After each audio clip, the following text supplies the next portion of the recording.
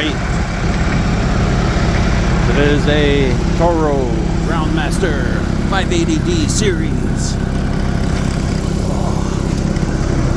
So you got rev up the on. Let me put on the brake. Not the brake. So you got beef up the engine right here. I believe it's this one. Pull back on the lever. And it's going to swing up. Oh yeah, feel that slam. This one I'm not really for sure. I think this one's for the front. See it lift up. Super cool. This one. Obviously for this.